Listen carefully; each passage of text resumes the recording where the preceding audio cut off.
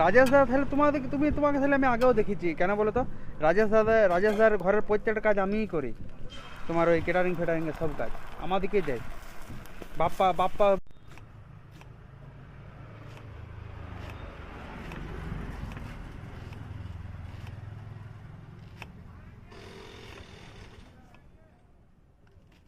কাদের ঘরে তোমার দিদির ঘর বুঝলে?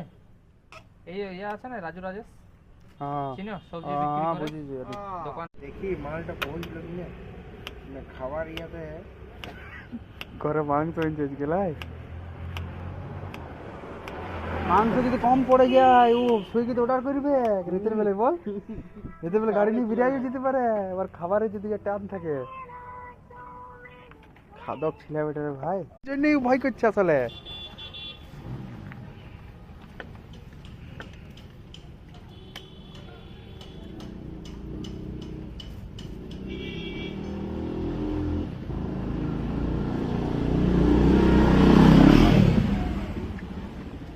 আমাদের রোলটা বিশেষ করে যারা পড়াশোনা করছে না তারা এখন বেশি পূজা করছে, করছে না, হ্যাঁ।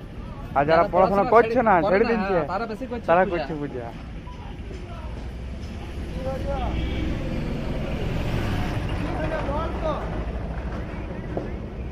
11টা 12টা হইতে পারে, কোনো গ্যারান্টি নেই।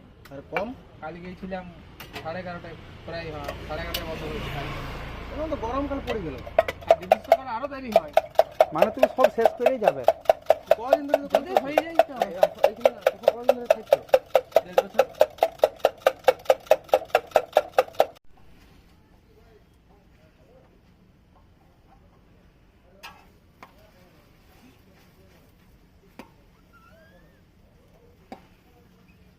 ডবল ডিমের রোল কত? ডবল ডবল ডিম ডিম কত? 40। কম বেশি করবে না? কম বেশি কি করে হবে? 7 টাকা দিন দিন যার কোথায় কি।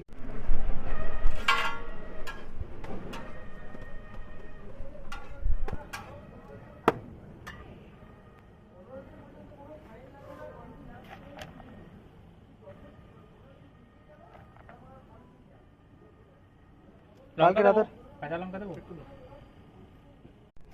এই স্যালাডটা দিন পুরোটা কমপ্লিট করে দিই আমাদের। দিদি এসে তো। এটা কি আছে? কোনটাই? কিছু নাই গো, নাই গো, সব শেষ। শেষ। ওটা চাও থাকে। লঙ্কা নেবে? হ্যাঁ লঙ্কা দাও। এগ রোল ছাড়া কোনো কিছু